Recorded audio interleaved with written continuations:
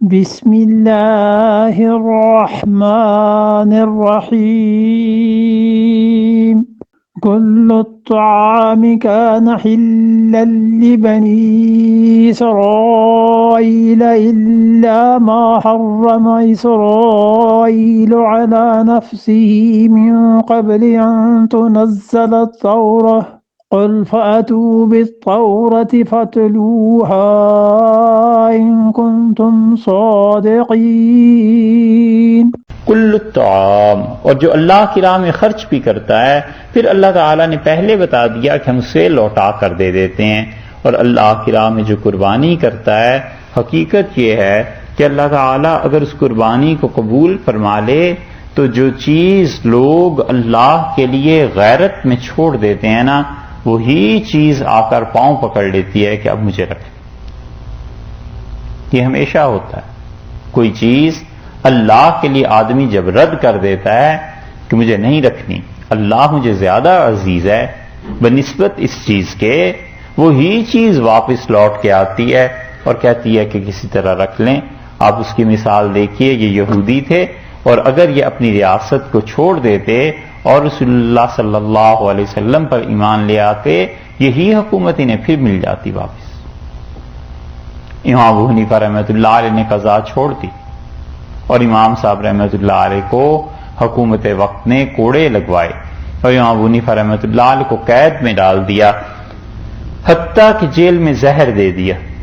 اور امام صاحب رحمۃ اللہ نے فرمایا کچھ ہو جائے میں تم ظالموں کا قاضی نہیں بنوں گا.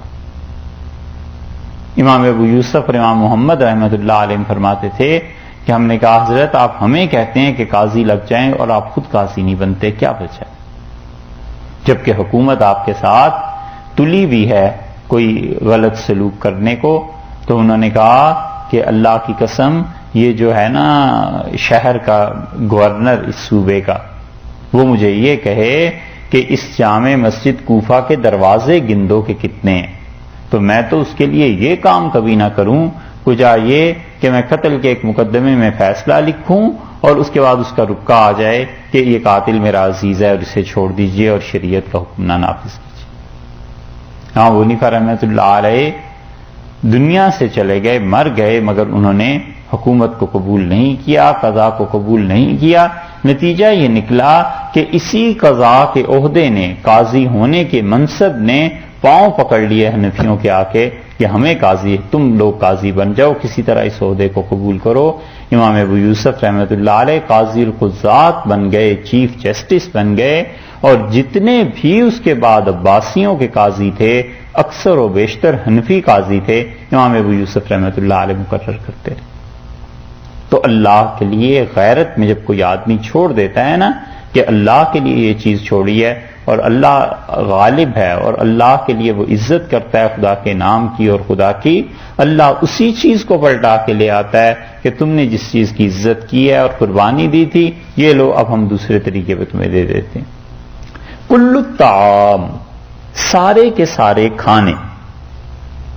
کلن کا مطلب یہ ہے کہ جیسے پہلے بھی کئی بار آپ کو بتایا کہ کلن سے مراد کبھی کبھی ہر چیز نہیں ہوا کرتی، بلکہ اس مناسبت سے جو چیزیں ہوتی ہیں اس کے لیے کل کا اطلاق کر دیا جاتا ہے. جیسے حضرت سلیمان علیہ السلام کا قصہ آیا تھا نا کہ اللہ نے اس ملکہ سبا کو حدود نے کیا کہا تھا کہ تمام چیزیں دیں. اللہ نے اس عورت کو تمام چیزیں ملکہ کو دی ہیں. تو ہم نے عرض کیا تھا کہ ہاں کل سے مراد یہ نہیں ہے کہ ساری دنیا دے دی، مطلب جو بھی حکومت کے مناسب چیزیں ہیں. یہاں بھی کل سے مراد یہ نہیں ہے کہ سارے کے سارے کھانے، بلکہ جن کھانوں کے متعلق بحث ہے، جن کھانوں کے متعلق نزاع ہے، جن کھانوں کے متعلق جھگڑا ہے. اصل شبہ اور بات یہاں سے شروع ہوئی کہ یہودیوں نے کہا کہ ہیں تو یہ اللہ کے رسول، لیکن گڑبڑ یہ ہے کہ وہ کھانے جو انبیاء علیہ السلام نہیں کھایا کرتے تھے یہ ان کھانوں کو استعمال کرتے ہیں. اونٹ ہے اور اونٹنی کا دودھ ہے، ان کا گوشت ہے، یہ چیزیں تو انبیاء علیہ السلام نہیں کھایا کرتے تھے، یہ تو حرام تھیں ساری. اور اگر یہ سچے نبی ہوتے تو یہ ضرور ان چیزوں کو چھوڑ دیتے. ایک اور دوسری چیز انہوں نے آگے چل کے آ رہا ہے کہ انہوں نے کہا یہ ایسا نبی ہے تو پچھلے انبیاء علیہ السلام کے لیے غنیمت کا مال جب وہ رکھتے تھے تو آسمان سے آگ آ کے اس غنیمت کے مال کو جلا دیتی تھی. یہ تو غنیمت کا مال خود کھا جاتے ہیں. تو یہ کیا؟ یہ چیزیں تو حرام ہیں انبیاء علیہ السلام کے لیے، یہ ان چیزوں کا ارتکاب کرتے ہیں. اللہ نے اس کا جواب دیا ہے. اللہ نے فرمایا جو تمہیں اونٹ کے کھانے پہ، اس کے گوشت اور دودھ پہ اعتراض ہے، کل الطعام، یہ جن کھانوں پہ تم جھگڑ رہے ہو، یہ کھانے کان حلل لبنی اسرائیل، یہ جائز تھے بنی اسرائیل کے لیے.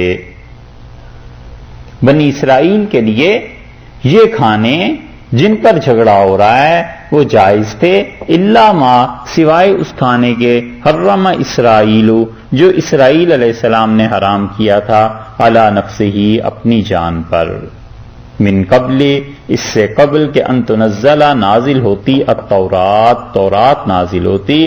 تورات کے نزول سے پہلے حضرت اسرائیل علیہ السلام نے اپنے لیے جو کھانا حرام قرار دیا تھا بس وہ حرام تھا، اور اس کے علاوہ جو تم باتیں کرتے ہو یہ سب کھانے تو جائز تھے، یہ تو کبھی بھی حرام نہیں ہوئے. ان کا دعویٰ یہ تھا کہ تورات میں یہ کھانے حرام تھے. اللہ تعالیٰ نے بتلایا ہے کہ تورات سے پہلے ایک واقعہ پیش آیا، اور وہ یہ کہ حضرت اسرائیل علیہ السلام جو تھے، اسرائیل کا مطلب حضرت یعقوب علیہ السلام، حضرت یعقوب علیہ السلام کے ساتھ واقعہ یہ پیش آیا کہ ان کو ٹانگ میں تکلیف ہو گئی، اور جسے ارک النساء کہتے ہیں کہ ٹانگ میں ایک رگ ہے اور اس میں اتنی شدید تکلیف ہو جاتی ہے کہ آدمی ہل نہیں سکتا بستر سے. انہیں یہ تکلیف ہوئی، بیماری ہو گئی، تو انہوں نے نظر مانی اور یہ کہا کہ اللہ اگر میری یہ بیماری ٹھیک ہو جائے تو جو سب سے اچھا گوشت مجھے لگتا ہے، سب سے اچھی چیز میں اسے تیرے لیے چھوڑ دوں گا. اور انہیں سب سے زیادہ جو چیز پسند تھی وہ اونٹ کا گوشت تھا، وہ کھاتے تھے. جب وہ ٹھیک ہو گئے تو اونٹ کا گوشت انہوں نے چھوڑ دیا. اللہ نے فرمایا کہ الا ما حرم اسرائیل علی نفسہ، مگر وہ چیز جو کہ اسرائیل علیہ السلام نے خود اپنے لیے حرام کر دی تھی، وہ تھی حرام، اور وہ بھی انہوں نے خود کی تھی. وگرنہ بنی اسرائیل کے لیے جتنے کھانوں پہ آج تم جھگڑا کرتے ہو یہ سب کے سب جائز تھے. اس آیت کو دوسری طرح بھی لیا ہے مفسرین نے، اور وہ کہتے ہیں کہ سارے کے سارے کھانے جائز تھے، حلال تھے، جن پہ آج جھگڑا ہے وہ بنی اسرائیل پر، سوائے اس کے جو بنی اسرائیل نے خود اپنے اوپر ناجائز قرار دیے تھے. تو اس اسرائیل کو جو دوبارہ آیا ہے نا، وہ کہتے ہیں اس سے بھی مراد بنی اسرائیل ہے. اور اللہ تعالیٰ نے بیٹوں کا ذکر نہیں کیا کہ اسرائیل کے بیٹے. ترجمہ تو یوں بنے گا نا کہ کان حلن، وہ کھانے حلال تھے بنی اسرائیل یعنی اسرائیل کے بیٹوں کے لیے.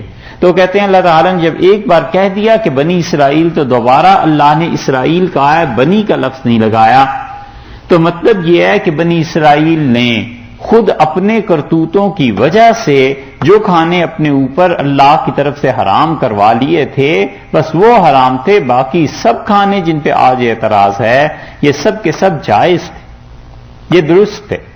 اور کون سے کھانے بنی اسرائیل نے اپنے اوپر اللہ کی طرف سے عذاب میں اور پنشمنٹ میں اور سزا میں حرام کروا لیے تھے، اس کا ذکر اللہ نے سورہ انعام میں کیا ہے. آپ دیکھیے اس کو 7ویں پارے میں، 8واں پارہ بلکہ دیکھیں، 8ویں پارے میں سورہ انعام. سورہ انعام میں اللہ تعالیٰ نے بتلایا ہے کہ بنی اسرائیل کی حرکتیں کیا تھیں اور خدا نے کیا کیا چیزیں ان پر حرام کر دیں.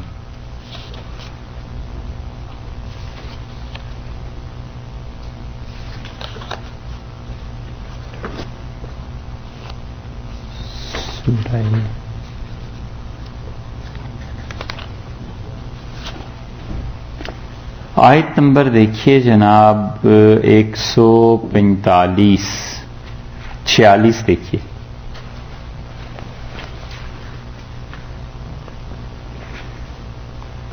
سورہ انعام 8واں پارہ اور آیت نمبر 146